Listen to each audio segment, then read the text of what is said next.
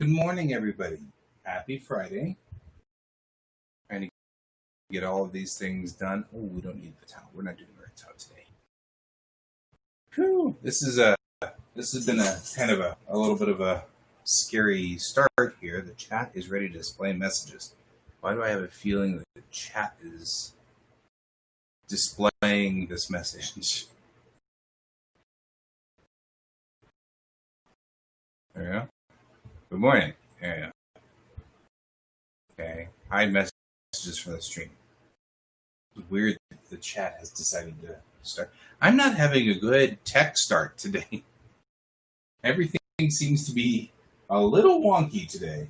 We're a little bonked. System's kind of strange this morning, so that's all right. We're working on it.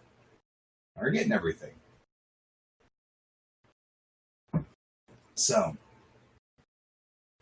good morning. Happy Friday.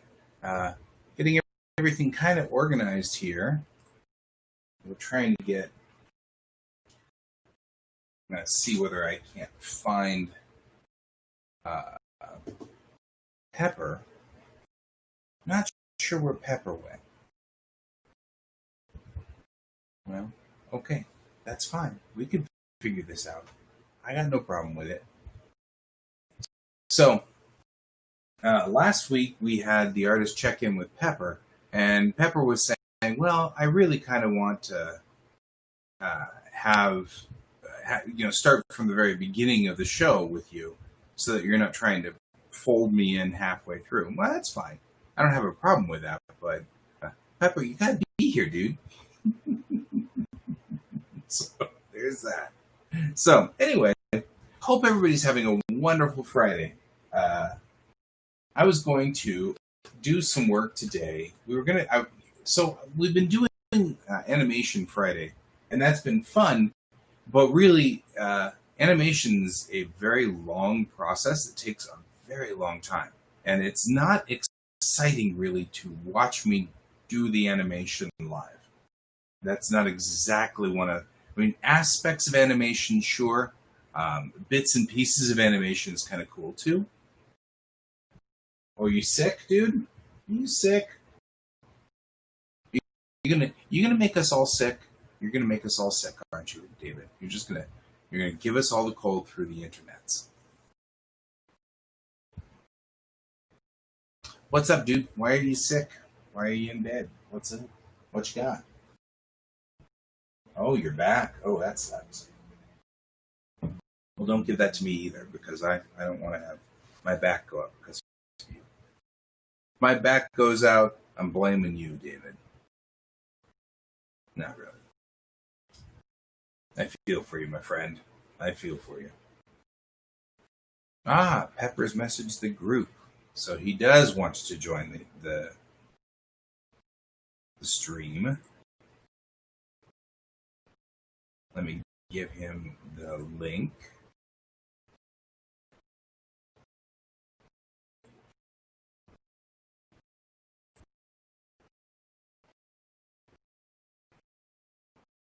So we'll see whether he joins here. So this weekend, I think I'm going to also do a little bit of work on the music for this. We've had the same unit of music, whatever you want to call that, for... Hey, Andrew. Good to have you here. I had the same piece of music. So I was just saying, actually... Excelsior. Oh, that's beautiful, man. No, I like that. That's good. I was just saying to begin here that animation is not really that exciting, I think. I mean, I feel like it's fun to do like little bits. Here-ish. So you're Brett, right? Like when Andrew's only partially here, he's and. You're Brett. Or one of the two. So I wanted to talk a little bit about Animation Friday. I don't mind the idea of doing like animated Chelsea and stuff like that. That'd be fun. Although I think I want to try to do all of us in the Filmation style from Star Trek, but I feel like that's going to take a long time. And it's not that exciting. And there is that. So, kind of the, is it really fun to watch me draw the same thing over and over and over? Animated Emily. That'd be good. Actually, Animated Emily would be poor Emily. So that's something I'm kind of pondering on this one. That's what I'm thinking here. Obviously, today I think we're going to get, we're going to have Pepper joining us. There's Pepper. Yeah, Pepper. sorry about the lighting. I can fix Pepper. it. Why can't I hear Pepper? Oh, I know why I can't hear Pepper. Well, I can't hear Pepper without my headphones on because of the nature of the beast. Hang on just a second.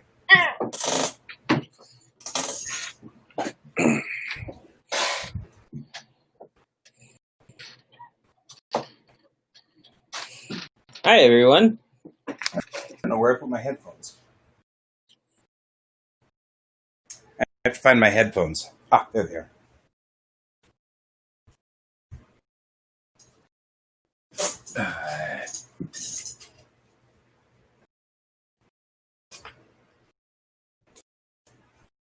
Everything's bypassed like a Christmas tree, so don't give me too many bumps. Okay. Cake or death? Yes. So, okay. All right. This is turn. Let's do this. So, Don't mind me. I'm working while I'm talking. So, okay. There we go. So, Pepper's going to join me today. Hi, I'm Pepper. This is Pepper. For those of you who are not familiar with Pepper, this is Pepper. Here, I can use this. That helps us right there. So, okay. Yep. So, yeah, I've got the way that I've got the system set up to the board for you guys to hear music. I have my speakers for my computer piped back into the board, which is fine, but it means that in order for me to hear Pepper, I have to have headphones on because my speakers are piped back into my board. So, there you go. So, hey, Pepper, I got a new camera. It's wider. It's a wider angle, and it's better and clearer picture. It also has a ring light, which is cool. You could see the ring light. That's kind of neat. Yeah. You also look like you're more high def. I am much more high def. Yeah. Yeah. Which I don't know if that's necessarily a good thing or a bad thing. Although you can see kind of like the tufts of hair back here. It's kind of fun. I find that to be entertaining. But I've also learned that Restream will now put me in a small window at the bottom while I'm drawing, which is cool. I think that's really neat.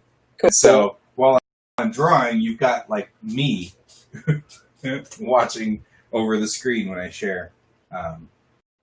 Cool. Yes. No, none of us are high and deaf. Just high def. Well, I mean, I'm not going to admit to being high right now, so. Or not admit, as the case may be. Okay. So, for those of you who are not familiar with our Friday battle plans, usually, we were talking before you got here, Pepper, about Animation Friday. I've been doing animation on Fridays, but I had one session a couple of weeks ago where I was doing animation and it just wasn't firing on all cylinders. People were kind of like, this takes a long time. Animation takes a long time. So, well, animation in general takes a long time. Yeah. And if you're doing it one person doing it, it takes even longer to do a full, like, thing. Well, we've been working with Character Animator, which takes a lot of. I mean, we can easily in a 2-hour show. I can get to South Park with it. Yeah. So it's actually kind of cool, and it's a lot of fun to play with.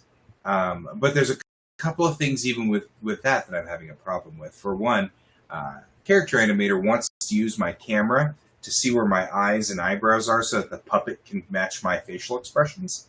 But then I can't broadcast with Restream. Oh, wow. Because they both can't use the camera. Is it because of Restream doesn't allow like multiple programs connected to the recording device at the same time? Yeah. I mean, that's really what it boils down to, is that Restream's, because it's got all of these like graphics and things like that it's putting on it.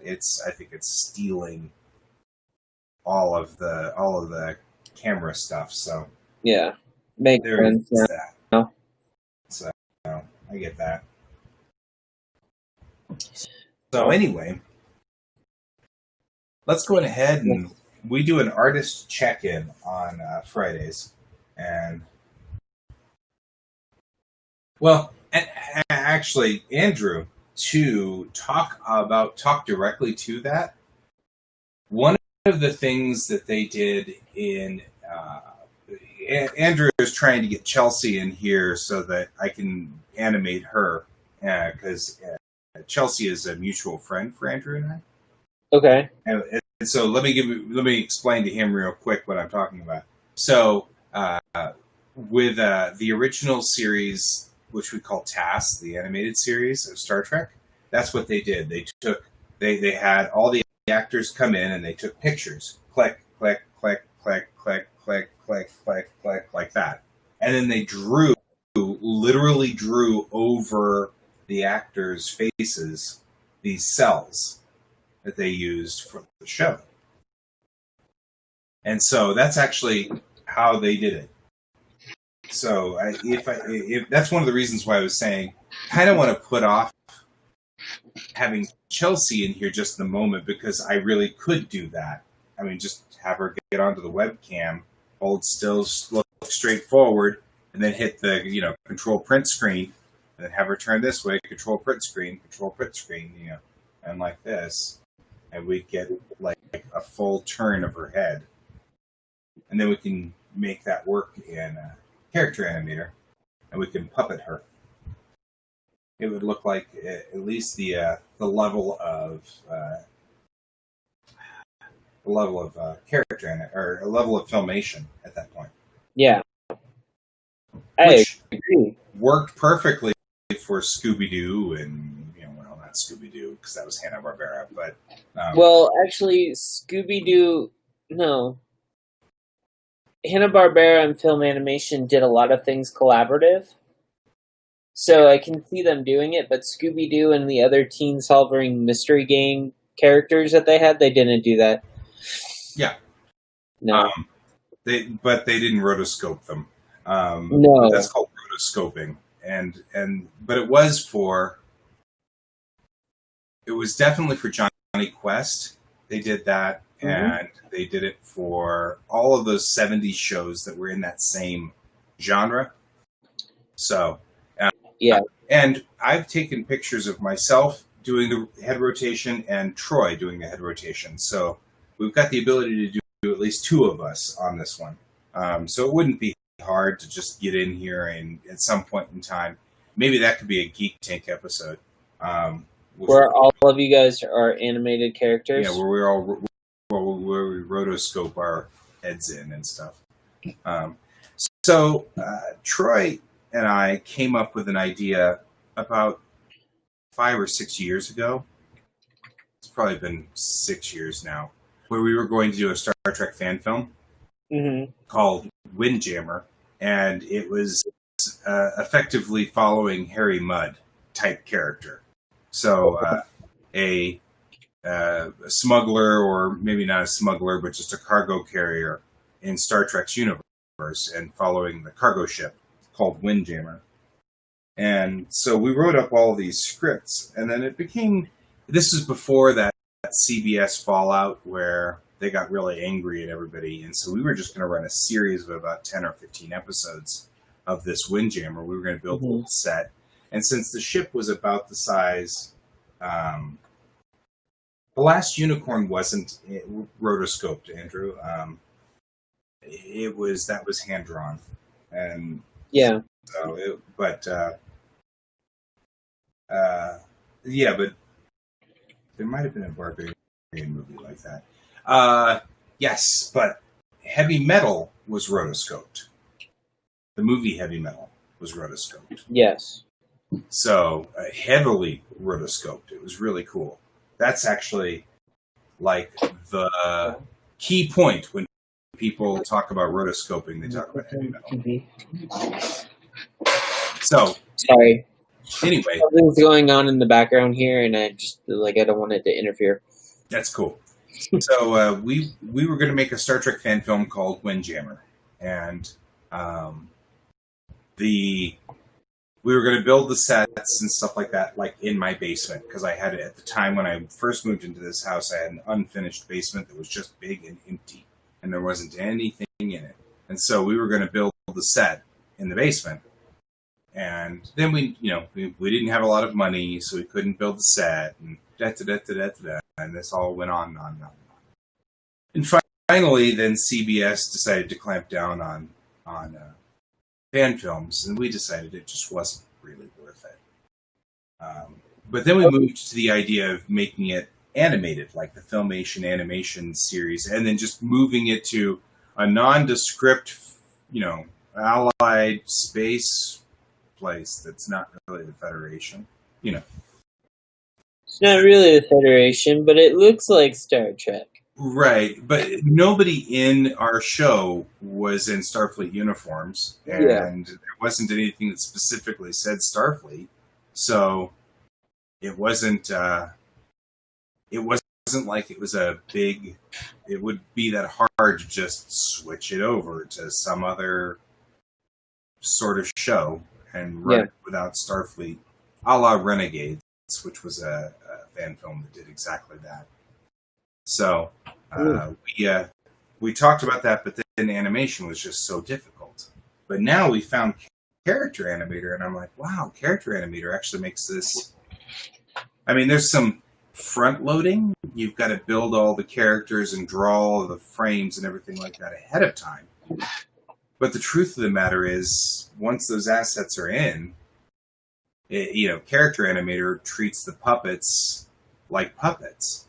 So once you make the puppets, you're done. You're good. Mm-hmm. So. Yeah, there's a couple of programs that I've come across where basically for talking, you basically make the the a, like you make all the sounds for like words and stuff. They automatically sync all of the words with the mouth, and so you don't really have to animate. Yeah, Character Animator is exactly like that. But when I was in college the first time, since I went to an art school, I was friends with a bunch of people who were animators, and the 3D, but they had 2D classes, and they had to do the old school drawing everything by hand to appreciate the automatic programming. Right. I mean, I say that, but I say it with love because technology has improved cartooning a great deal. But there's also something magical about everything being hand drawn, and I think that's why Cuphead is made such a big impact on gaming too. So. Oh yeah. So Andrew's just realizing that the 1941 Superman cartoon was rotoscoped. Oh yeah. And I think he's gone out and looked up rotoscoping. But yeah, because makes total sense. It works, and you don't have to try to think through the animation. Yeah, I mean, you can thank Hanna-Barbera for the wonderful, just everything in the background just repeating. Yeah. That was their technique. But what I find interesting about Hanna-Barbera, and they were the ones that first basically got serial animation going in a big way. They basically would have standard sitting positions for standing or sitting or whatever, and they would just animate key parts to the animation. And that's why when you try to find cells from those animations, scores, you won't find like complete characters. You'll find arms, you'll find heads, you'll find a whole bunch of them. So I'm sorry. That was a limited animation. No, you're fine. That was a limited animation technique. I'm having a hard time getting started this morning. I need a lot more coffee. But yeah, we were talking about that technique last week, and because somebody, I believe it was Brent, had mentioned that that you could tell the different colors in the arms, because the arms would be a different color. And I said that's because they used really cheap cells as well.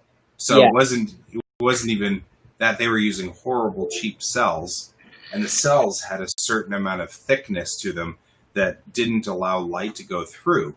So the more cells you stacked, like you had the body, and then you had the head, then you had the arm, then you had the leg. By the time you got to the leg, it was distorting the color because of all the layers of cells that the light was going through. Yeah. So you're right. When you go find cells now, they are heads and stuff like that. I mean, it's really like that's all you see. Yeah, the weirdest ones I think that you can find are probably with Hanna-Barbera, because there's so many cartoons that they produced in the 80s and the 70s. Absolutely. And even some of their cell quality, even though that they were using some cheaper cells, the other thing is sometimes the animation was so out of sync that they had the wrong character talking. Right. And so it kind of shows like the level of what they strive for, but what actually happened. Yeah. I'm going to bring up an example here since we're talking about it. And let's see if I can find one. Because it's in my animation directory.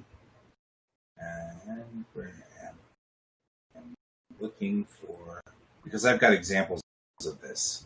Yep, right here. So let's show you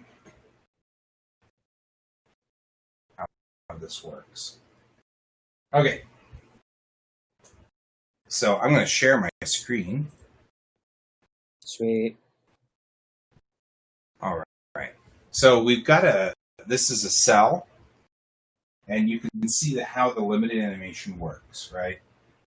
Here's the cell sitting on the background, right?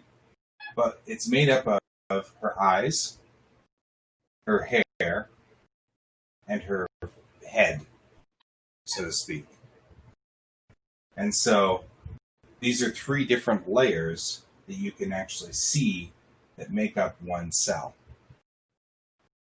And I love this example because it shows the different things that are going on here. Mm-hmm. And you can even see at the top up here, you can see these are registration bars. And I actually have, hang on real quick, I'm back from sharing the screen. Give me just a second.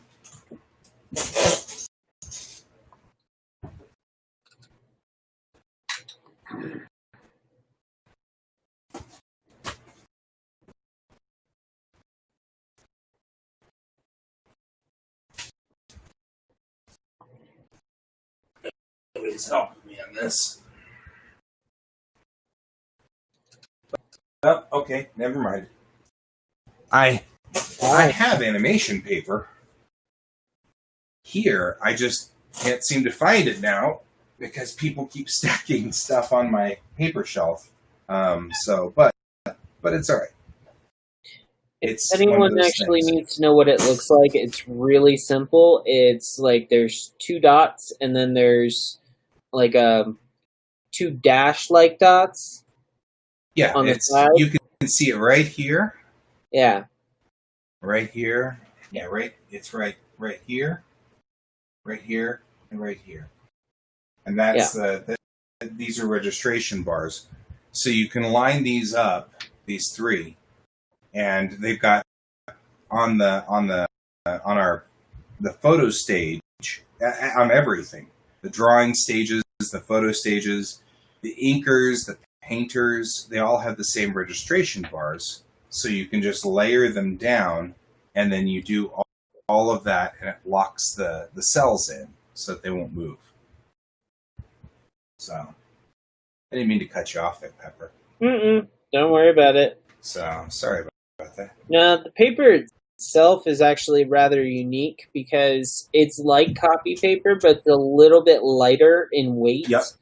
So that you can stack up to like 5 and still be tracing over the previous drawing. And I say tracing, but it's not all traced. It's traced when it's not moving, and then the moving parts are easily like able to be moved. Right.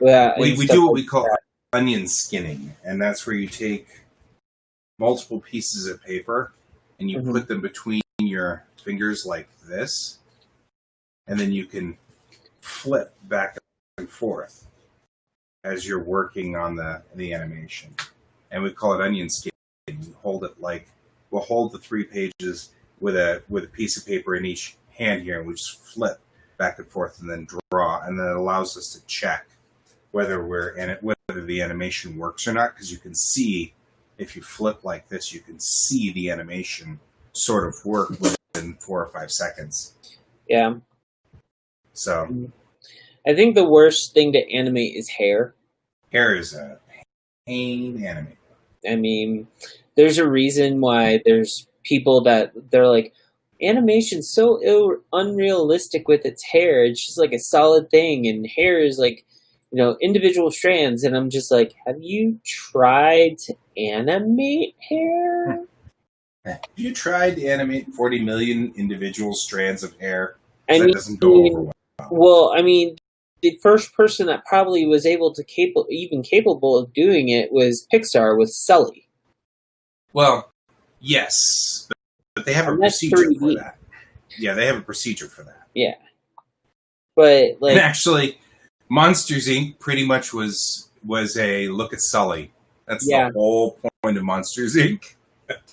Yeah, and that's why they did Toy Story first, because a whole bunch of toys would just have plastic hair. Yeah. So that made that a little easier. So that's a thing. So animation's cool. I really like. I mean, obviously, I like animation. I have a degree in it. Good morning, Donald. How are you this morning?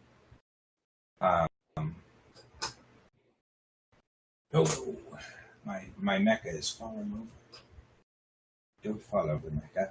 That's not cool. So last time we were here, last week, we talked a little bit about your goals for this week. I am still in the middle of my second page.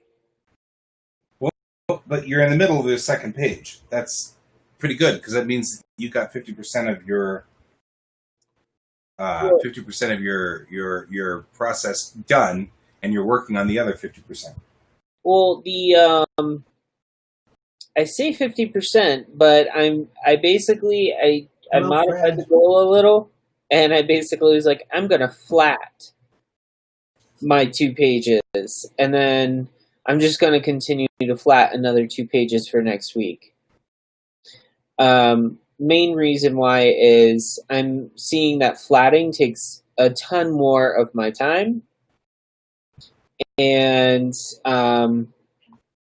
just so that I can't really share my screen, but there you go. Look at that. Yeah. So as you can see, I have the characters down at the bottom that I still need to do, and then this is actually the first page of the actual story going into the campfire story, and then this is to show the time differentiations. As you can see right there, is more vibrant for the current camp, right, and everything like that. So I'm trying to get it. My biggest problem is for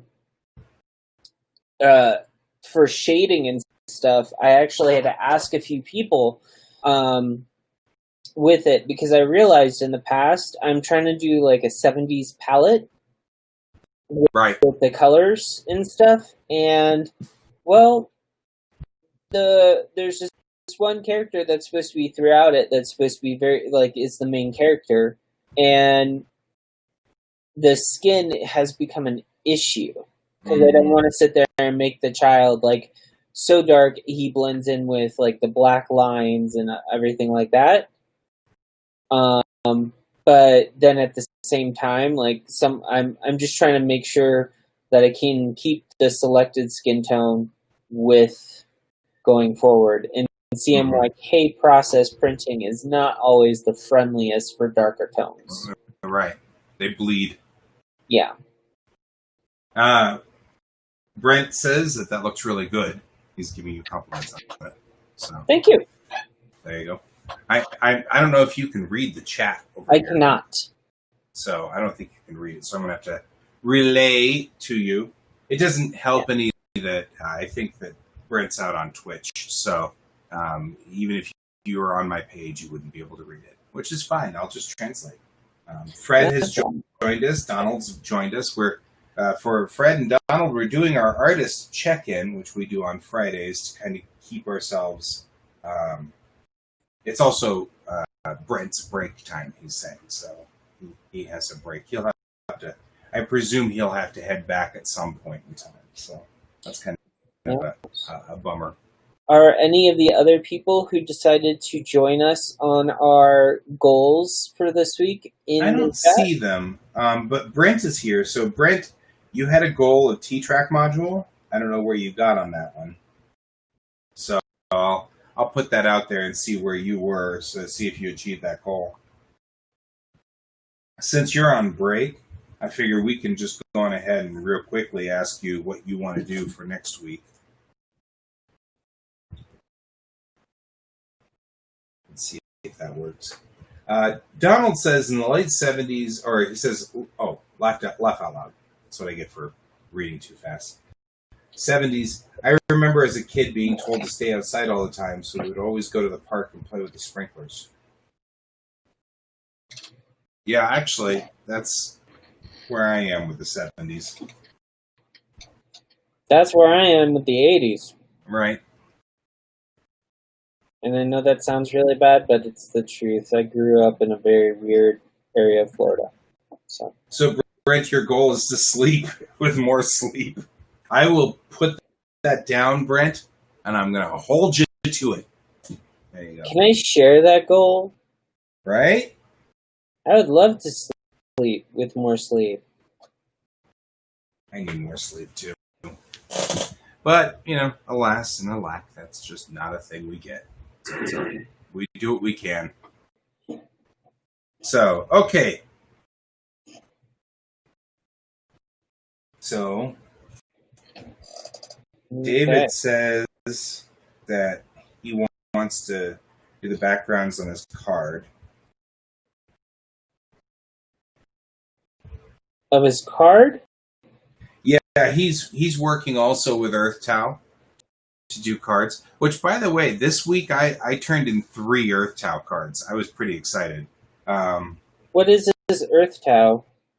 EarthTow is a card game, a superhero card game that it's actually kind of cool. About, I want to say 3.5, 4 years ago, maybe even 5 years ago, these 2 guys materialized at the Red Team Go meeting, which is, we were meeting at the time, we were meeting at the Village Inn up at 120th and I-25. And we would all get together on Thursday nights, and we'd all just draw together. We'd essentially all sit around and draw. We all kept each other sort of going. We kind of held each other to our deadlines and things like that, and that was the whole point. And these 2 guys just showed up one night and said, hey, we need artists for this card game that we're doing. We're willing to pay. Yeah. that was the way they started out with it. And so they went from artist to artist, and sort of they picked and chose styles that fit their concepts and stuff like that. Because of course they're doing a superhero comic, so you have to be able to do Batman, Superman, or whatever. And at the time, I happened to be doing a manga style Harley Quinn, and it was just because I had nothing. It's just what I was working, I was practicing, and so they really liked my Harley, and so they were like, "Well, you want to do some other cards?" And so I've been working with them now this entire time. I would say I've done 15 or 17 cards now. I must be pushing 20 cards. I think I am. And what was happening was I had the lion's share of the cards that I was doing, so they were asking me to diversify and shake up my style because all the cards looked like they were all mine. So they were like, so they've been looking for other artists like David to just bring in cards and do cards.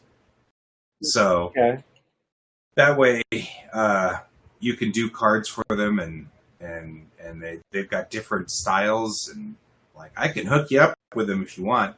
I don't know if your style would fit their style, but I won't pass it off. I'll probably try it. I mean, I've done, like, me, I do sketch cards, so it would be more than that. Their pay rate's higher than just a 10-minute sketch. So because we had one of our artists do 10-minute sketches for them. My sketch cards take me about 2 hours. Cool. Then that probably would be about right. That'd be about the right size.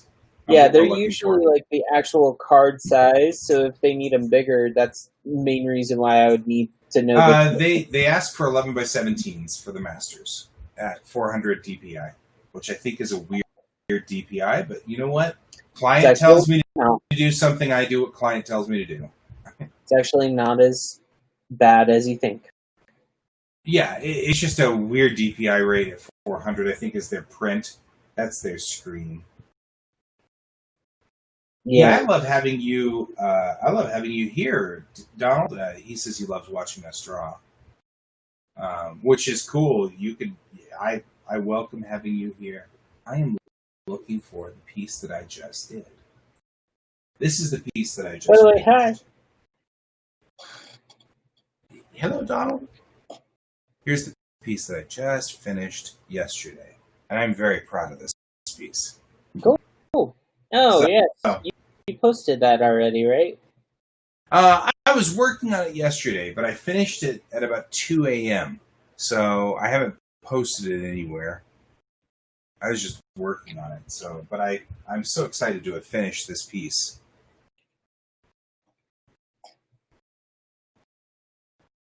But I love this thing's got like 60 billion in-jokes inside it. It's so much fun. As far as this piece goes. So the character is called Officer Little Dipper. Mm-hmm. And he's, what I think, Donald, he's supposed to be a police officer who has gone back in time to his previous self. So he's inhabiting his kid body with like a police officer of many years experience. But he's also like got a rocket ship and does space stuff. So we came up with a picture here, and it's got all these wonderful in-jokes in it. I've got 300,000 kilometers a second. It's not just a good idea; it's the law, right? And I've got a donut that he's eating somehow with his bubble helmet, and we don't ask questions. But he just clocked this ship at 389,000 kilometers a second, so the ship is breaking the speed of light, so he's about to go pull him over. Yeah, stuff like that. But I love that he's got this bubble helmet. He's drinking coffee and eating a donut somehow with a bubble helmet. But we're not going to explain that. It just happens. But I love, one of the things I'm so proud of is look at my object source lighting. I'm so proud of that. Like that's so cool. I've been I was going along and just highlighting underneath here, and I was so proud of that. And then here, of course, is the Little Dipper right through here. So nice. Officer Little Dipper actually has the Little Dipper on the piece. You know, I am very proud of my lighting. Ooh, the lighting worked. I was just so excited about that. Cool. So yes, Brent is saying it looks good, and so I'm like, thank you. I worked really hard on it. So. Well, I mean, when you get lighting right on a piece, it's always like kind of nice because then you don't have people going, you need to fix that. Right. So it's always nice. So, he's sitting on his space-age police cruiser and drinking coffee and eating a donut and clocking people, which I think is funny. But it adds a whole lot to this character that works. So I'm very proud of this piece. That's one that I did this week. I did Dr. Mom, which, look at that one right here. That was another piece I did this week. And this one's a fun card. I love this card because it's you kind of need to see all of its rigs to appreciate it, but it looks good. Donald says that his legs still look like he could be sitting on a motorcycle. It's true. He does. That's all right. So this one is she's a bad guy, so she's an evil character. So I wanted to have her maniacally laughing in a way. So that was a little tough, but I got good on this one here. She makes genetically modified critters. That's her superpower. Okay. So that was one that I did this week. If I was a scientist that studied DNA, I think I would become a villain. Right? And then we did one more. Where's the one more? This week was also Rock Salt, which was this one. Now, this was actually a previous picture that I had done a long time ago. It was a Black Widow. So I redid the Black Widow and set it up for Earthtown. They just purchased the piece, and I redid her hair and changed her colors and her belt buckle and things like that, and took off the little things on her wrists that were obviously Black Widow. So basically, you took everything about the original character off, and you put the spin that you needed to on it, right? Yeah, to make her work. But those are the three pieces that I did this week for Earthtown. They were in a hurry to do this because this weekend is Tau. So Tau is 2 times pi, right? Yeah. So pi is 3.14, so Tau would be 6.28. So 628 is Tau Day. So they wanted to do a thing since Tau Day was Sunday. Originally, they were going to have their first card set ready on Tau Day to have a big party and have lots of people come together and play the game. But clearly, that's not going to happen. So this Tau Day, they're just going to do a big media blitz on the web.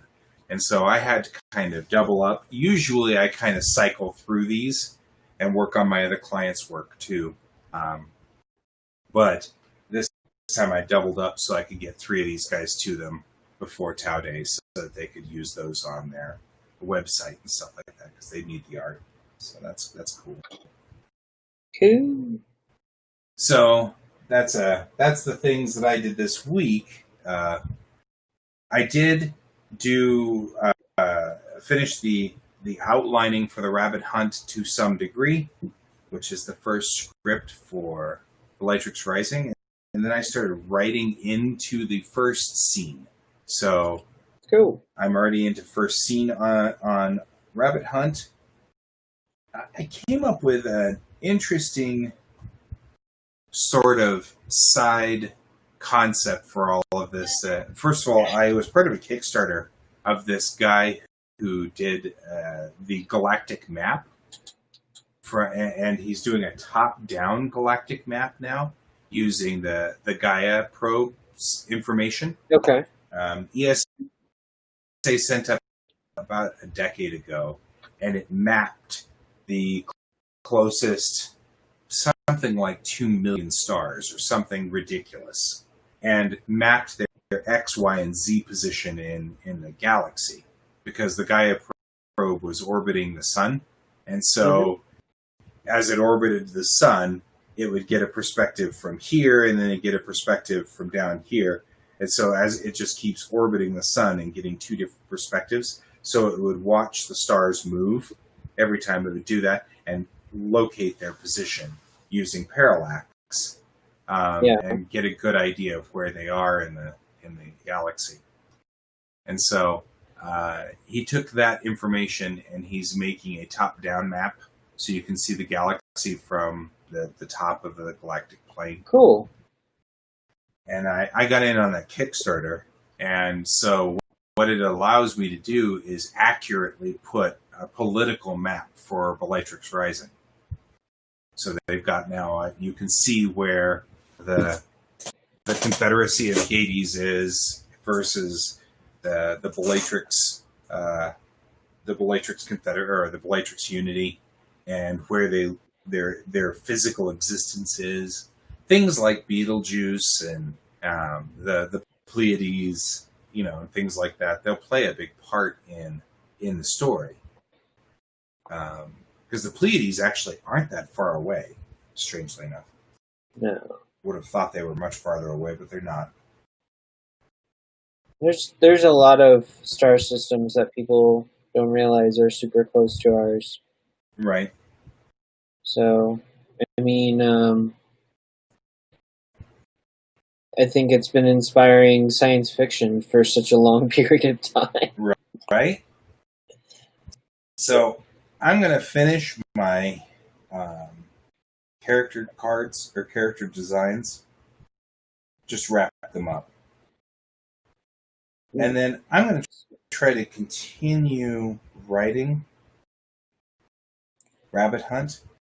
I'm hoping that I can wrap that first script up this next week, but I'm not going to hold my breath. I'm having a hard time with my kid at this point in time. So I'm sorry to hear that. Well, it's not a bad thing. He wants, it's summer vacation. He wants very badly to stay up until 3 or 4 in the morning, every morning. Oh. And sleep until noon. But the problem is I need pretty much complete silence to write. And so he'll come in 5 or 6 times during my writing period and ask me questions and interrupt me and show me things. And so I'm trying to get him to go to bed at 10 so that I can write. And we're having a fight over this. And well, if he fights you too much, you could just do the reverse and put him to work. That's probably what I'm going to have to figure out what to do. I'll have to come up with a plan for it, because I think he's doing well, you can't force me to close my eyes and go to sleep, so I'm going to do it anyway. Sort of thing. Yeah.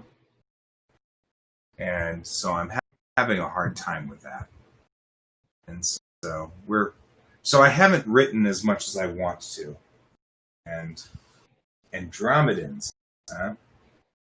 Yeah, like that would be kind of cool. So they're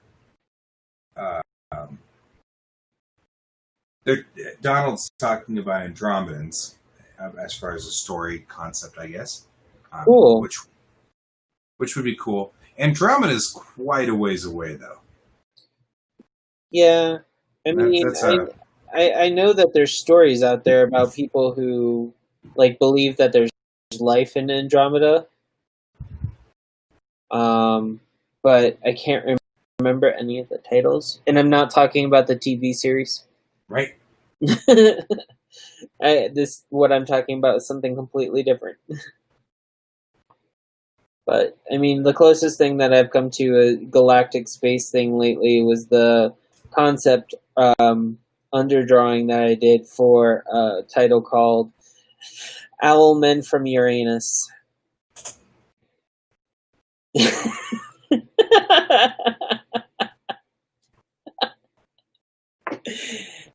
And they come to Earth on egg-shaped spaceships. Fly, be free!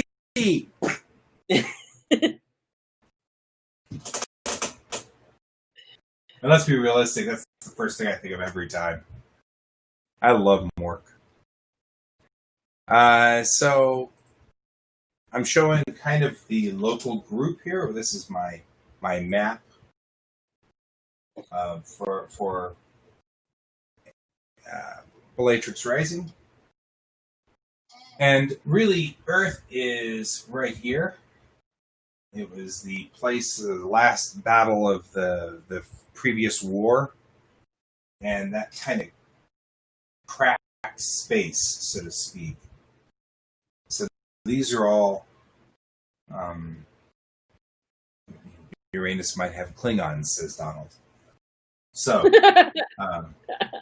being one of the older jokes there. So, anyway, so the reason I chose this, though, was because Earth is here. This is a complex called the Hyades Complex, which is like a pillar of just dust and new star birth. So there's a lot of stars here. And then there's the Bellatrix Complex over here, which ends up with these really, really neat, like, veins between them that I like to kind of figure out. So it's kind of cool. So there's over here in the Pleiades. What I wanted to do with the story was build it so that ships in hyperspace can't travel through this gray area easily. It slows them down a lot. So it's actually faster when leaving Bellatrix to just fly out all the way around and then go through this little pass right here to get into the Pleiades than it is to go directly through these clouds. And that just gives some terrain. Space doesn't have a lot in the way of terrain. So building in a science fiction-y terrain helps a lot. Because really, honestly, at normal speed, like light speed or whatever, it would take 500 years to get over here. 250 years, I guess. 250 years to go from here to here. So it'd take another 150 years to go to here. So you've got to use some kind of space widget. So I've used hyperspace kind of thing. But in hyperspace, then I can add terrain that they have to fly through. So. Cool. Exactly. Like Andrew says, like spice traders sailing around the southern tip of Africa. And it's much the same thing. The idea is just to give some flavor and some texture to the story that you can use. Something that I can pin a story on. Oh, we've got to go around the tip of the Yeah. It's the same thing. Oh, there's a storm. Watch out for the storm, I think that actually it'd also be kind of cool if there were, in fact, storms and things like that. Sweet. Yeah, Space Barnacles, says David. And Donald says, has chemical dust and solar waves that could leave residual particles in your ships, and they might hinder or help your space travel. And yeah, I mean, so the ship gets into hyperspace using the widget of Doom, whatever that is, and then it deploys sails, and then sails along winds that are in this hyperspace. So they go much faster than the speed of light in this hyperspace. But on the flip side, you get all of these, different parts of the problem where you've got, like you're talking about, chemicals, dust, solar waves, different. I actually, the design is that it's following gravitational lines. Okay. So you're sailing either with the gravity of the galaxy or against the gravity of the galaxy, because the galaxy is pulling towards the center as it spirals. all of those waves are pulling towards the center. So you have to tack with the wind or tack against the wind, if you will. And, stars mess with it because stars have their own gravitational forces. So Fred's asking, subatomic winds are in hyperspace? Actually, no, it's gravitational pull. But it acts like winds, and the sails grab. They're not real sails; they're electromagnetic fields that are put out. But it can look dramatically like sails. But it could cause some serious, here's a thought process in my head going on, like when you're talking about that, like in the event of black holes. Right. The black hole is a whole lot more dangerous. And dust and particles like that will cause eddies and rifts in the gravitational pull. Yeah. So it'll cause so the ships can't travel as well in dust clouds. They don't travel in nebula very well.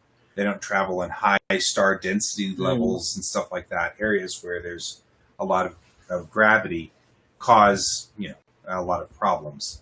And that's part of the plot of the story, is that our Mayrel, we've talked about her before. Mayrel is a sailmaster. That's what she does. She's really good at sailing. And in hyperspace, certain kinds of thinking processes slow down, and others speed up, or others stay normal. So, like, there are 6 races in the story, and 3 of the races speed up or don't speed up. 3 of the races can think well in hyperspace, and 3 of the races can't.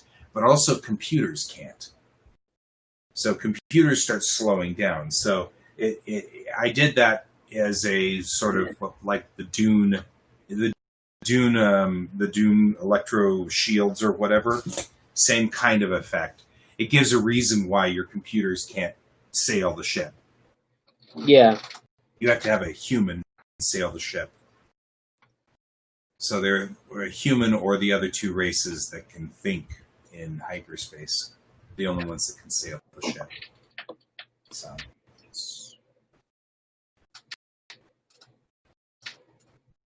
Right?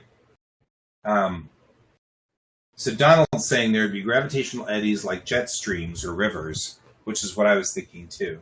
And then he says, we really don't know all the stuff in deep space, pulsars, quasars, and pockets behind nebulas like the Horsehead Nebula. There's still mysteries out there, which is what I thought. So Donald, I don't think, is familiar with what Bellatrix Rising is supposed to be. I was writing a comic called Tamerlane, and it was a Star Trek fan comic. And I've written a whole bunch of pages, and I've got a whole bunch of stories. And I can't sell it. I can't do anything with it. I can't put it out on tables when I'm at conventions. There's nothing I can do for that. So what I did was I took Tamerlane and made a different, instead of the Federation, it's the Unity, and the ships are different, and stuff like that. So it's not Star Trek. And when I did, I ended up with a lot of interesting freedom to play with the universe and do the world building. So I've been able to go through and do some of the things in world building that I've been wanting to do for a long time, like tie it to the real map of the galaxy, so that instead of Star Trek's map of the galaxy, which is out of date by a lot of ways. Yep, I agree, Fred.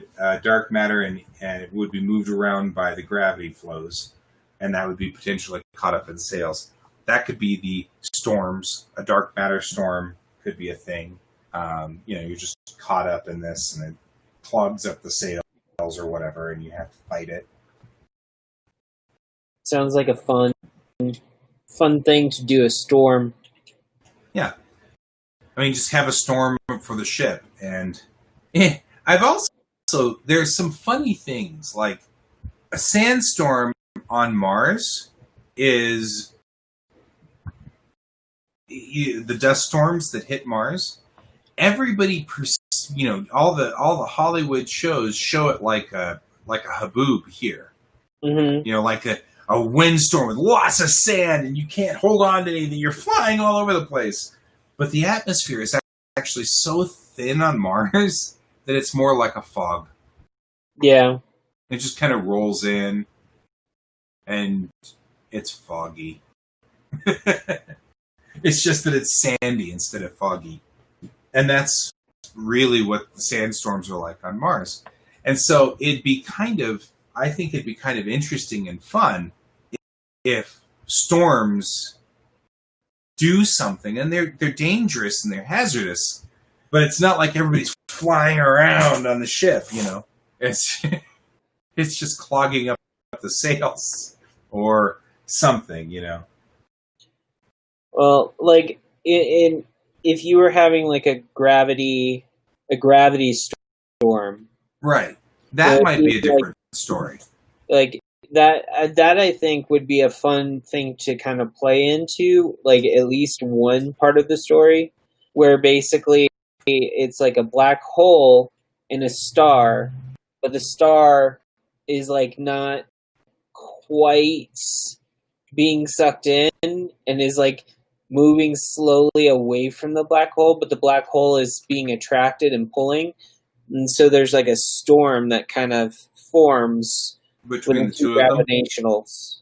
Yeah, I'm sure there are some, especially if you're in a spot where you're sensitive to the storm or to gravity. Yeah.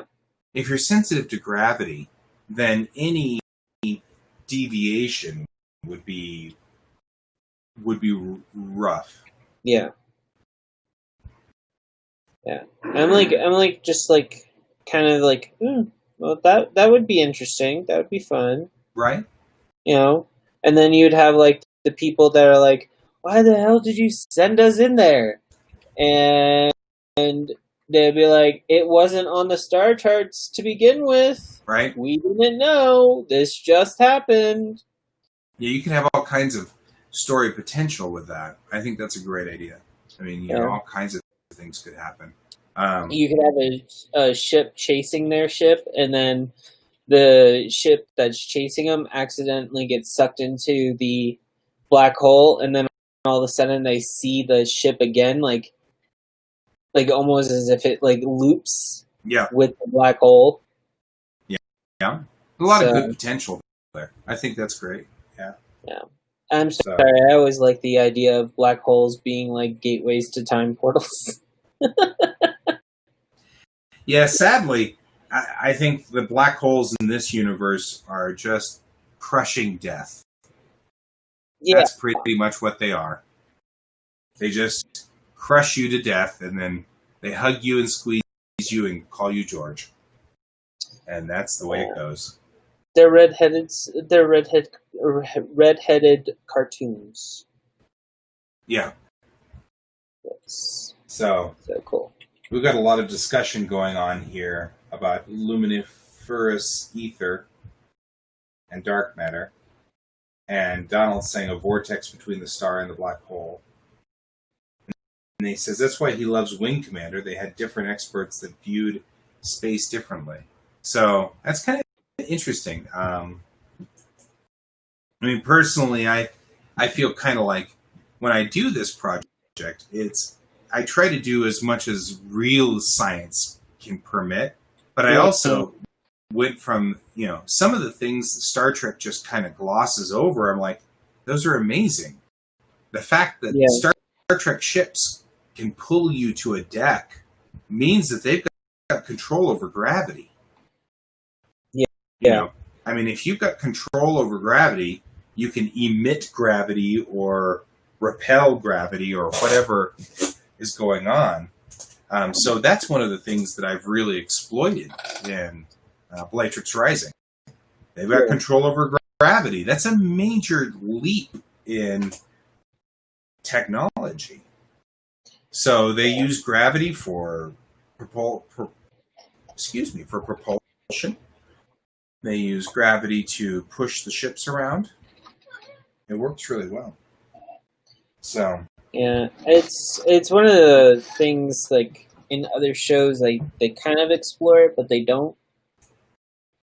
So yeah, yeah, it's and that's something that kind of gets me, is that they don't explore it, and I'm like, all of these wonderful technologies, and you don't explore it. So much to look into, right? Yeah. So now the Kittiwake and all of the ships that are in my story, they project a black hole in front of the ship and then just fall towards it. Yeah. And since they're projecting the black hole moves. So they just keep falling. And it keeps moving and they keep falling. And so it allows them to accelerate and decelerate and move around. And nobody on board is pressed to the walls, or they don't have to worry about any of that. So, well, hopefully someone doesn't leave the black hole maker on for too long. Well, and that's the other thing, is you've got this black hole, so you can't get near another ship, right? If you do, you'll suck the other ship into your black hole. I mean, it's good for battling, I guess. Yep. You're in a fight. You can't fire missiles at these ships. Yeah. I mean, torpedoes and missiles don't work well, because the torpedoes and the missiles almost have to have their own black hole generator. Yeah. And actually, that's more devastating than just the missile itself. All you do is fire a black hole generator at somebody else, right? Right. Then it's immune to the black hole that the ship is making. And if it strikes the other ship, it just starts sucking parts of the ship into it, you know? Yeah. And it's a much, much nastier. So you'd almost have to have a ship with gravity shields. Yeah. Which, that's kind of cool. So, but yeah, I mean, that's how the missiles work, is they fire black hole generators at each other. Originally, I had them firing black hole generators and having an explosive, but now that I think about it, they don't need an explosive. It's kind of like Star Trek uses antimatter for their photon torpedoes. You know? Yeah. You don't, and really the truth is, you don't need a lot of it to just completely obliterate another ship, you know? Which means that the photon torpedoes aren't doing on the screen what they'd really do in real life, of course. A photon torpedo would strike another ship and then just convert the entire ship into an explosion. So you just have the torpedo would hit it and they just go and it'd be gone. Pretty much. That'd be the end of it. You know, that'd be the end. Yeah. That's another one of those where Star Trek underestimates its tech. Well, I mean, which makes sense. It makes it makes a lot of sense to a certain degree, but another, I think it's not like not utilizing it the best, but it's more or less as like it's undermining what it actually can do. Right. Well, that's what I mean. It underestimates what would happen. And, you know, transporters are technically disassembling people. Why don't you just beam the bad guys up, but then don't rematerialize them? You know? Yeah. Is that what a disruptor does when it fires and does the little, like, you know, they fire it and the person just glows red and then vanishes? Is that what's happening? You know. Well, it's kind of like when they explored the whatchamacallit, the first experiments where they had human testing for transporter, for like basically beaming technology for Star Trek. And they actually go into, oh, yeah, this person, if you hear him, just know that he was never recovered. Yeah. And it's like, then it's like the whole story about that process is basically how they recover him. Yeah. Donald and David are talking about black holes and being affecting lasers as well, because light would bend. Yeah. And so gravity tech makes ship-to-ship weapons very difficult. Not impossible, just difficult. So, yeah, and of course, Donald's commenting that antimatter torpedoes would cause damage to space itself. So there's a lot of potential here. I think really what would happen is you'd have shielding, which neutralizes gravity, and then you'd have torpedoes that are just gravity bombs, and then you'd have to put out the same amount of power on your gravity repulsors, so to speak, as the black hole bomb. Yeah. What I think would really happen, now that I think about it, is you'd only be able to project to a spot on the ship. You know, because you've got to put an immense amount of power in one spot. Yeah. Right. And torpedoes and missiles would be effectively a gravity generator with a fusion reactor in it. You know? Yeah. So it's just putting 100% power into generating as thick of a gravity ball as it possibly can around it. And then falling towards the enemy ship or being launched towards the enemy ship or whatever. Where the power source is. Right. And so on your ship, you'd be putting up a wall to stop it where it's anti-gravity, so to speak. And that wall would have to be powered by your ship's power. So you'd have to match the amount of power that the missile's producing. Wow. Yeah. This becomes one of those gravity wars. You're trying to escalate your gravity in one spot. Be like tons of pressure, man. It would. I also think it would push the ship around. So if nothing else, you'd be flying, and then somebody would fire a missile, and as you anti-grav, you'd end up having to dodge the ship back and forth. And so you would have sort of that effect of people flying around in the ship a lot. You know? There would also be an added danger with the fact of if you are close to an asteroid field and you are doing this, you are now going to pull asteroids towards you, and if you're not paying attention, you could damage your ship unintentionally that way. Yep. Donald's saying overloading shields and causing most tech to be in harm's way. Yeah. They'd probably set up like limited tactical nukes. EMP pulse weapons would be very scary. You're right. An EMP would knock out your gravity shields. And that might actually be one of the effects. Is, you know, EMP drop right in the middle there. There's a lot of... It's a different kind of warfare. It would be a completely different kind of warfare. It would be fun to see pirates who actually understand the technology way better than the military. Yeah. Yeah. It would benefit from it. Yeah. And like I think the thing would be things like traps, right? Yeah. You have an EMP trap that would zot the ships, because you'd want to zot them when they're not paying attention. Right. The other thing is different types of radiation that would be foreign to us now that maybe we're not able to detect because it's not part of our solar system. Like they could potentially run into one that mimics an EMP. Right. David's saying that the EMP would be absorbed mostly by the black hole. I'm sorry, I cut you off. I'm just no, it's okay. Things in. What did he say? He was saying he thinks the black hole in the front of the ship would absorb most of the pulse, which it might.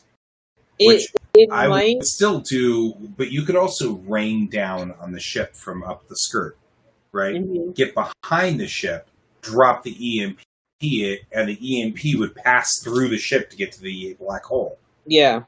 So an up the skirt shot, which is that's an Honor Harrington phrase.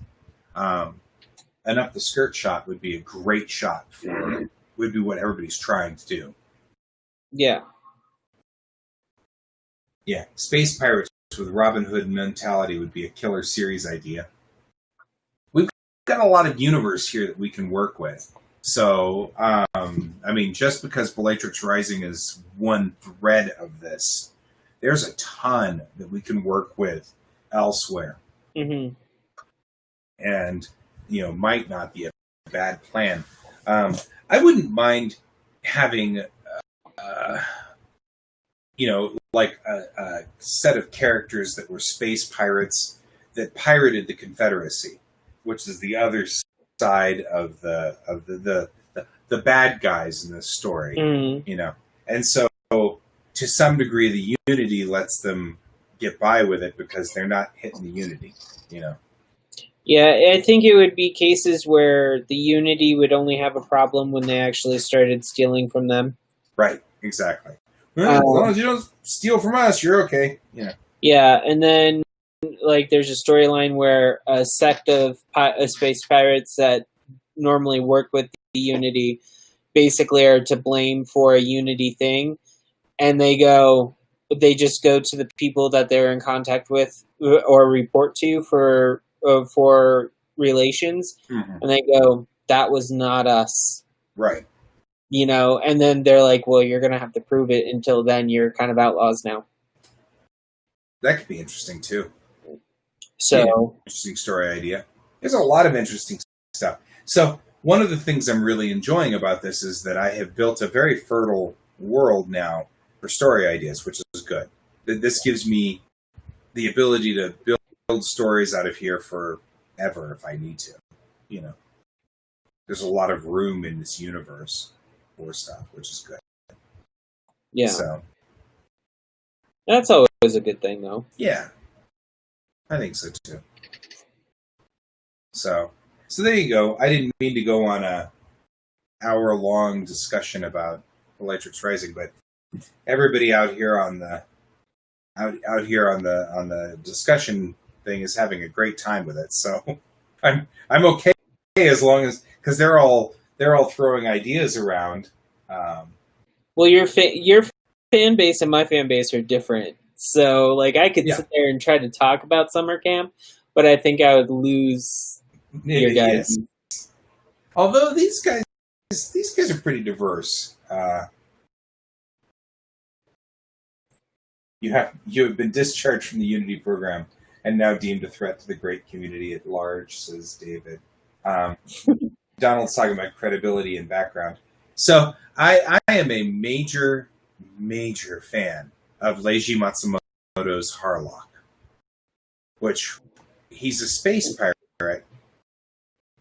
Because to him, the planet Earth was taken over by the Elmidas, and they enslaved everybody, and so he's fighting them, and they call him renegade or pirate.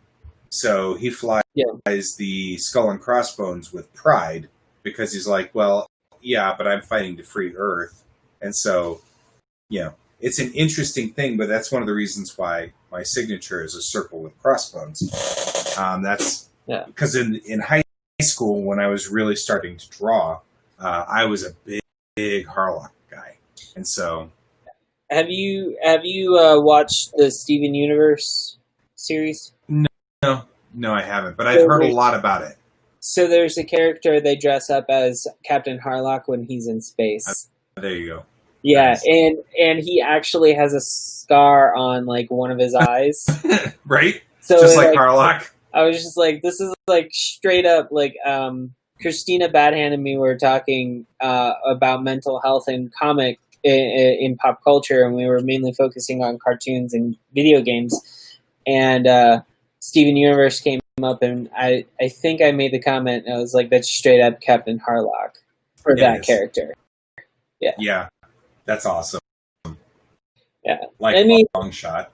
Yeah, it's I mean, I don't think it's a long shot. I mean, it's legitimately, I seriously think it's the actual. Do you think that's what? Well, it's Leiji Matsumoto did great stuff, but I love Arcadia of my youth is one of my favorite anime. Mm-hmm. Even today, it still holds up as a pretty decent movie. It's just great. It's one of the first movies I ever saw, first anime that I ever saw, and it still just really is one of my favorites. That said, neutrinos are gravity null, so says Fred. So it'd be interesting to mess with them.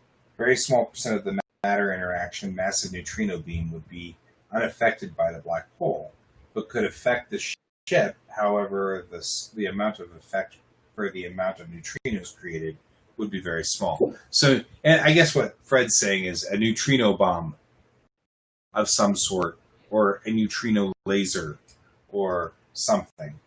That actually would make more sense. It would. Some kind of X-ray pumped neutrino laser, or something like that. The X-rays would get sucked in, but the neutrinos would go through. So, like or something like that. X-rays also escape escape gravity wells. It's how we identify black holes. Yeah. So if you have an X-ray pumped neutrino beam, I'm going to write this down. Thanks, Fred. Because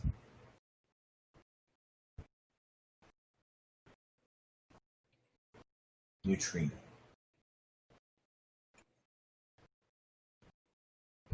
That could be the weapons that they use against each other, would be an X-ray pumped neutrino beam. Yeah, it has to be a specific frequency of X-rays. You're right, because I mean it's, but X-rays escape. Luna's here. Hey, Luna. I noticed. I noticed that last week you had the flow paint table that you were working on. I don't know how you got on that. How far you got on that.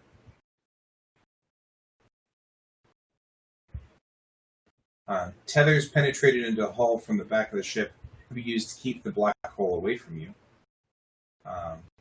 That's an interesting thought. Yeah.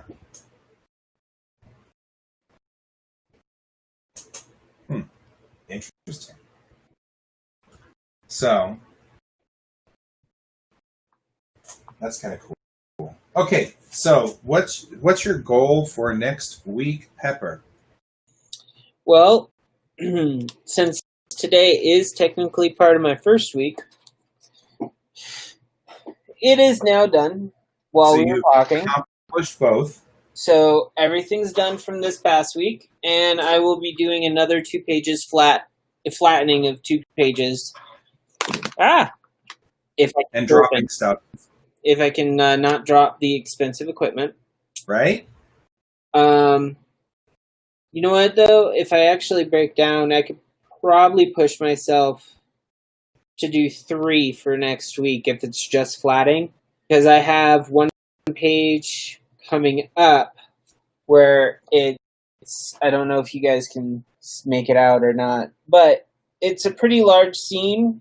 Right. And most of it is a single color. So I can probably do 3.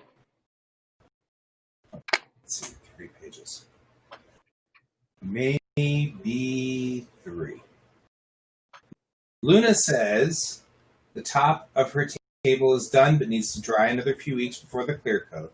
And she says the base is done on one side, but still needs to do another side and the inside shelves. So Donald wants to make a lot of money and get something cool done, maybe win the lotto. I will join you on the win the lotto thing, Donald. Right? I will. Bill. Oh, he has headphones.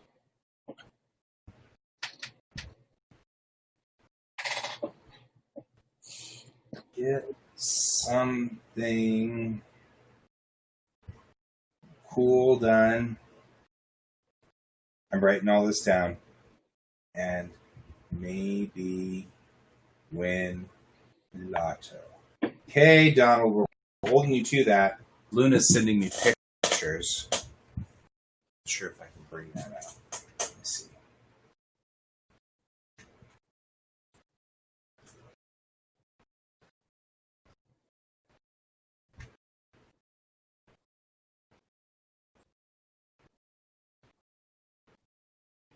that looks lovely. Here, share that. I want to see pictures. I'm going to share it here. There we go. Oh, nice. That looks lovely. Look at that. That is cool.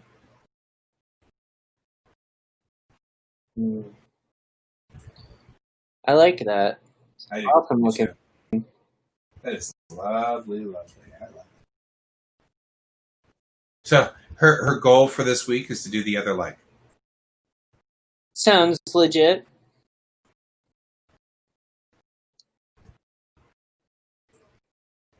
There we go. Put down. So Donald's asking, how would Luna other leg? There we go. So what's the question? Donald's asking, how would sonic or radio waves affect the ships on using these the gravity wells and stuff like that? That's a good question. Like sonic waves? Yeah. I think... Well, sound and, we don't know if sound is absorbed by black holes, right? Actually, black holes do make a sound. Well, I mean, they don't absorb other sounds. I would guess... Well, actually, I would guess that anything... Well, sound is really things moving. So really, sound isn't much more than disturbed particles. So if you have, when you're talking, it's moving the particles. Like in the case of air, I make a sound which makes waves in the air that your eardrum picks up those waves. Yeah. In the air, which is why there's no sound in space. But radio, on the other hand, is a transmission. It's an energy transmission. And that's actually something to think about, because we've got a feature.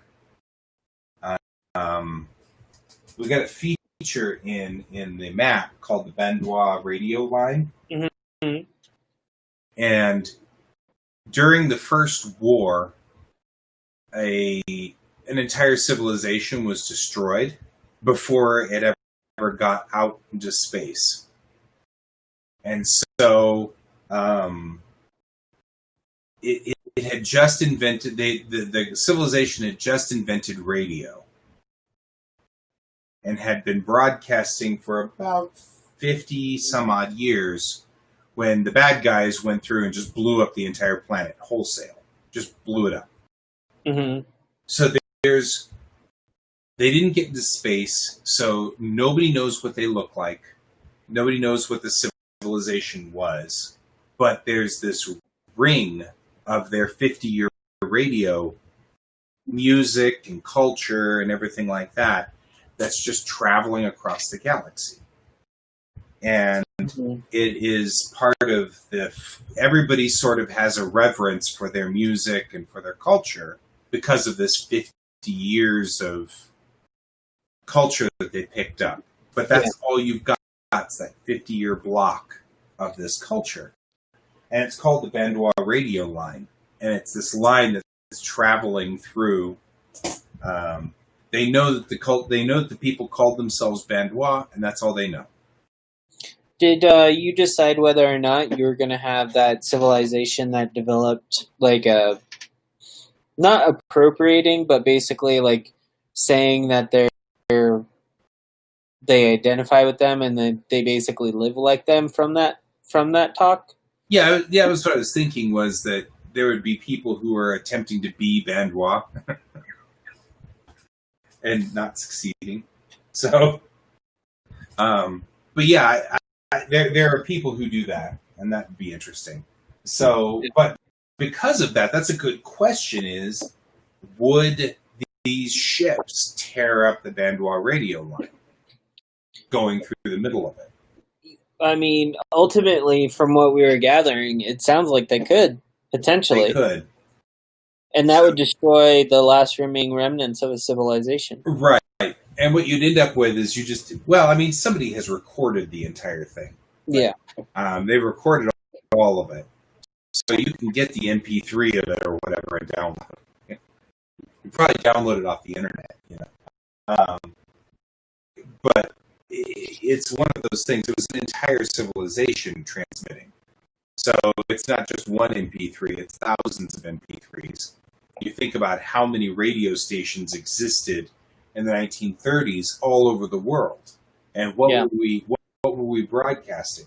So, radio was still very, very new, but you still had thousands upon thousands of radio stations broadcasting every day, 16 hours. Some did 24 hours of programming. So, depending, all you need to do is just sit there with a radio in the Bandwa radio line and tune the radio until you pick up every station. Mm-hmm. And you just set up people who sit out there, and one of them picks up channel 1, and the next one picks up channel 2, and the next one picks up channel 3. Then you all record these channels, and you've got all of them. Mm-hmm. It'd be this. But, so that's 50 years times, 1,000 channels, 2,000, 3,000 channels. So you have the ability to have still quite a few years, quite a few thousand years of music. Yeah. That came out of it. So. Although it would be interesting for someone to try to trace it back and find the remnants of the planet. Yeah, I mean, they know where Bandwa was. The whole planet's gone. It's an asteroid field now. Yeah. And it was so badly destroyed that the creatures don't exist at all. Right. It's not like you're going to find some body, a body of a Bandwa flying around. Yeah. If the planet's been pulverized, any organic matter was obliterated to ash in the cataclysm.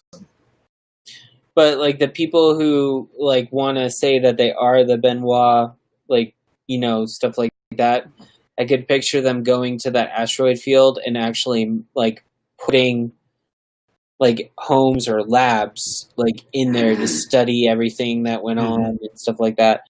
It would be a good archaeology, or not really archaeology, it would be more like a study of planet decay. Right. And ultimately, on the radio bandwidth, obviously, they would be reporting, the final days of the planet, so. Yeah.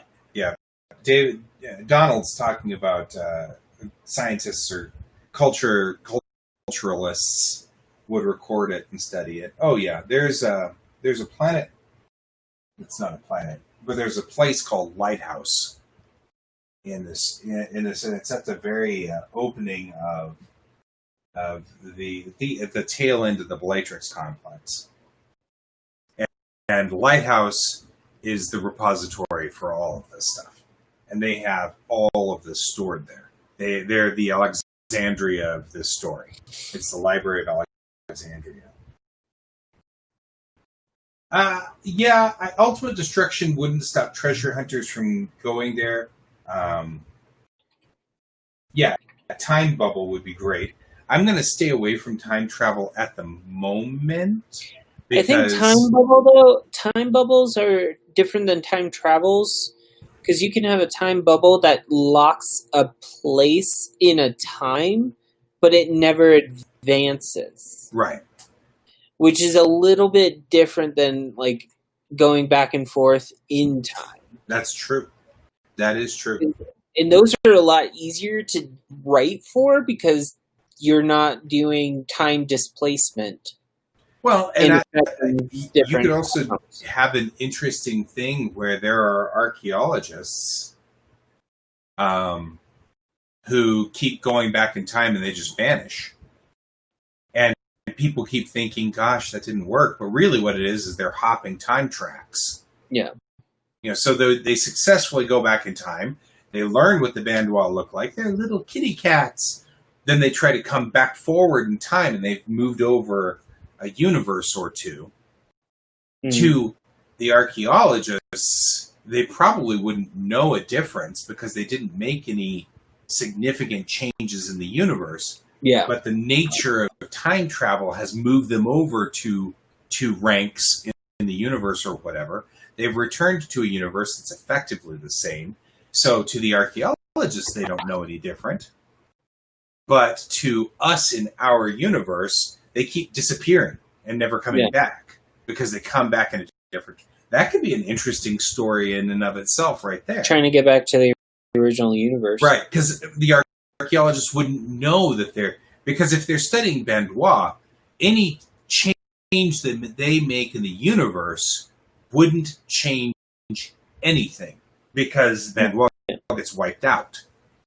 So, or any evidence of their existence, the butterfly effect, the butterflies would get wiped out in the cataclysm. So nothing that they do to the Bandois world would change the universe, but it still would have split the universe. The universes would have split, so they would have ended up in a alternate timeline that's identical to ours. That's interesting. I'm going to write that down. But the only way for them to actually understand that they're in something different would probably to meet themselves. Right. Like, you know, the version that didn't succeed. This is a good story. Yeah, Sliders apparently did something similar. Well, Sliders was a good show. It's better than Quantum Leap in some regards. Yep. I know your good story, and I have a way to make it better. That's awesome. Wait until I'm not broadcasting. Okay. I seriously thought that that was a recording. Yep. Your son's voice is perfect for recording, man. He's got a lovely voice.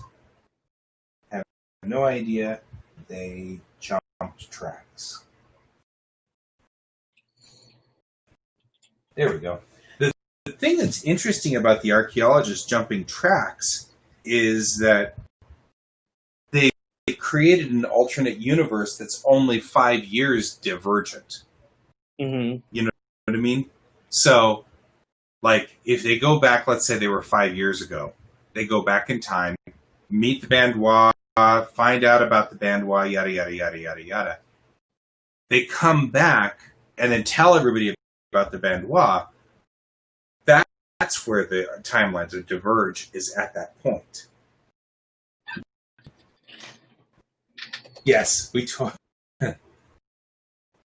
So, everybody's saying hi to Kai about this whole thing. But yes, it totally piqued his curiosity. And now he has an idea that he wants to tell me, which he'll tell me over lunch in 15 minutes. So it'll all be good, so long as he doesn't forget. But I like the fact that... Quickly yell at him, say, don't forget, write it down. Right. That's not a bad idea. Kai, write that down. So, anyway, little guy, I love the fact that he's thinking. You know, it's making him think. So we've hit 100 messages today. Woohoo! On our chats. So there you go.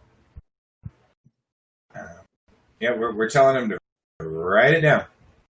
I can tweet that. That's interesting.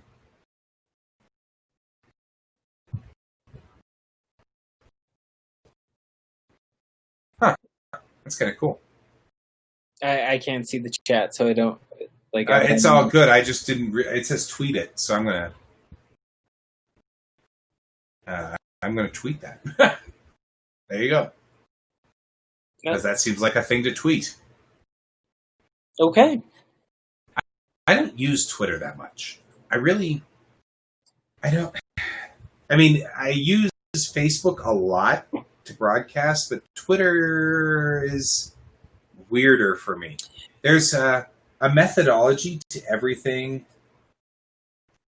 Well, thank you, Doc. I appreciate that. Yeah. He says his dad's a great thinker and he takes after him. So I was like, well, thank you. I appreciate that.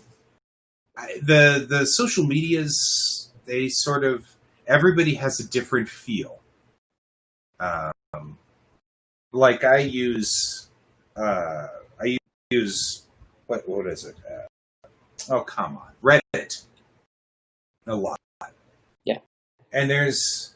And I'm more or less, it's like I go on Reddit, I'm like, I have no inclination what to do here, so I leave. I like Reddit because I can get the politics out. It's a place I can go where there's no politics, because that's actually kind of an explicit rule in Reddit, is you have to stay on topic in the subreddits or they get kicked out. Luna, I tweeted that I got 100 messages in the Restream chat because it had a button to tweet it, so I did. Yeah. Sounds good to me. So apparently I can tweet that. Mm. Who knew? So yeah, actually, Donald's saying we need to create a social media that's fan-driven for sci-fi and fantasy. The thing I'm discovering about social media is it is what you make it. Like, everybody keeps kind of complaining about Facebook being this or that or the other thing. And the truth is, you can cultivate all of these social medias now. That's what I do with Reddit. I mean, I won't subscribe to r/politics, but I do subscribe to r/Star Trek. Yeah, my stuff is usually curated. In my feeds, everything, it's like boom, boom, boom. Twitter is the only one where I have like a gamble, like type deal, because I'll follow someone on Twitter and then thinking, oh, this person's not going to do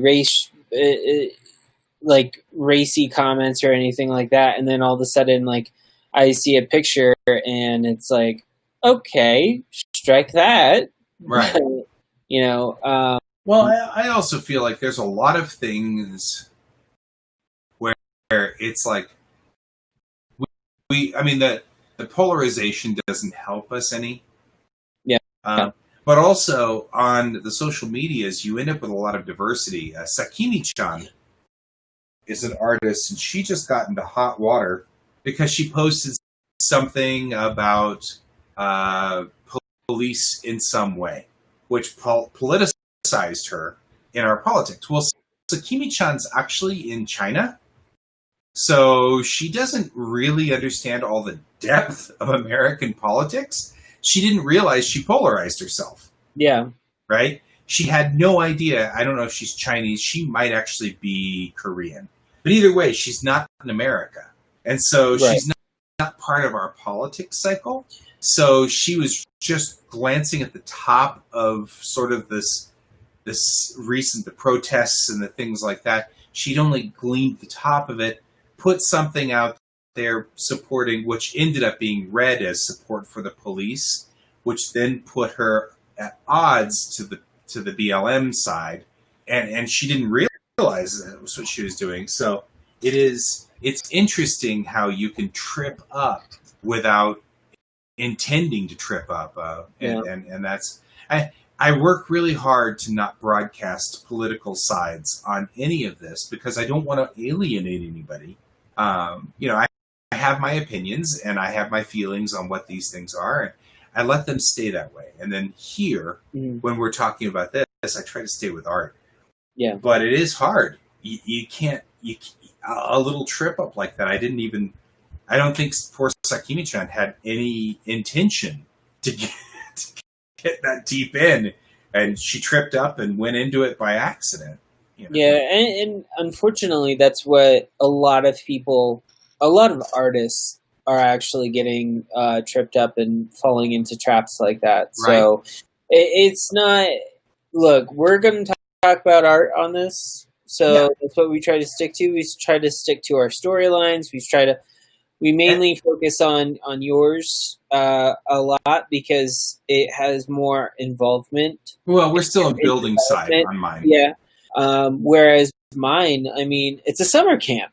Like, well, and it's not just that. Summer camp. You're in production of like Kiki Poppy. Once we get into the production of Bellatrix Rising, we won't be theorizing as much anymore because we can't. Yeah. You know, once we've built the universe and started writing stories, it's like now with like Kiki Poppy, we can't go through and make it into a space adventure with dwarves and elves. No, because you're already established. You're built. It's constructed. So there's not much we can do. If I want to compare anything for what we were talking about with Bellatrix Rising, what I can say is Campfire Stories of Lake Kiki Poppy does in fact take place in a part of America that is enveloped in a time bubble. Yep. I will state that the story takes place over what normally people think is a Saturday and Sunday, but these kids are there for about 6 weeks. Right. Or forever.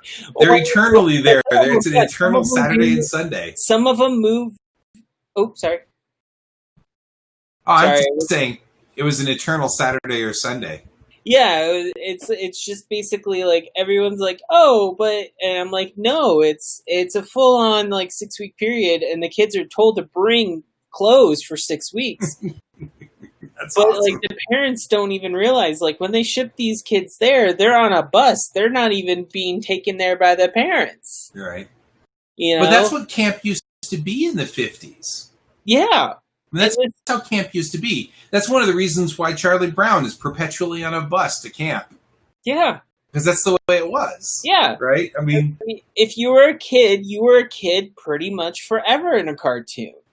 Right? Like, think Bart Simpson, Lisa Simpson, Maggie Simpson. They have not aged. And that show came out when I was in first grade. Exactly. That was 21 years ago. I'm not talking about the fact that I was an adult when Simpsons came out. Not but I mean, we're talking. Donald says Groundhog Effect. The only reason I'm looking over here is that my dot is now flashing yellow, which means that one of my Amazon packages has arrived. This should be my big photography tent. I have a little photography tent that's 1 foot by 1 foot by 1 foot, which is what I'm using to photograph minis and spaceships and things like that. But then a buddy of mine has a 1/350 Enterprise, and that's pretty big. Yeah. It's about this long. So I went ahead and got a 4 foot by 4 foot by 4 foot photography tent, which I think I could shove my kid in. So that should be entertaining. Photography tent. Yeah, it could be just used as a normal tent. Right? You could use it as a tent. Hey, go outside, play in the tent. Right. But these photography tents are great. I also got a set of lights, and I'm very proud of those. I've been putting pictures up of me just taking pictures of my lights. The lights are great. They're a flat plane of LEDs. Mm-hmm. So the lights are only about this thick. And having done photography for 20 years now, I have had a number of lights and light rigs, and they're huge and bulky, and all of these lights fits in this little bag that's, it's heavy, but it's about 4 feet long and about 2 feet wide and about 3 feet tall. And it's 3 lights with their stands, setups, barn doors, diffusers, the whole 9 yards. I can just take this one thing, and I've got a 3-light setup anywhere. And the lights themselves are great because I can set them for any color. I can set them for any brightness, because they're LEDs. So I can set them for red and just do a 3-light red setup on you. Or I can do 1 red light and 2 white lights. So you've got like just a red light on one side for super dramatic scenes. It's amazing. Film noir. Yeah, like you could do totally like a film noir thing, or Yeah. So it's a lot of fun. I'm so excited. Yeah, the only thing that I'm waiting on is KitchenAid stand mixer. Ours crapped out, and so I'm super excited. I'm getting a new appliance. Yay, 30s! Like I said, I always used to, in the Japanese word for electronics is denki, and that covers everything. Like, it covers appliances like you're talking about, or my lights. Yeah. And I love that word a whole lot better because I get all excited about any denki. So I'm not going to even complain. I'd be all excited about a new appliance too. You know nothing what? wrong with it. It's 1.3 horsepower, 7-quart stand mixer. Our last stand quart mixer was a 5-quart. Right. And it crapped out because we wanted to make bagels every week. There you go. I mean, and not to say that bagels are bad for you, but like when you make them from scratch, apparently they taste a whole lot better. I got not a single problem with this. Yeah, we actually spent like I think about $40 in toppings for bagels. Oh, nice. Just to do it. So like we went out and we got Asiago and Parmesan, like the shredded type, and we have black and white sesame seeds, poppy seeds, everything bagel mix. Like, it's astounding what you can do. And then I started playing around with the idea of putting like hatch chilies in them. Ooh, that sounds good. Then I found out you're supposed to put the hatch chilies in dried, not fresh, because then they don't. Then it's so you made slush bagels. Well, no, they were just really chewy. Yeah. Too much water. Luna is saying she's stupidly excited about the egg boiler that's on its way. See? Denki.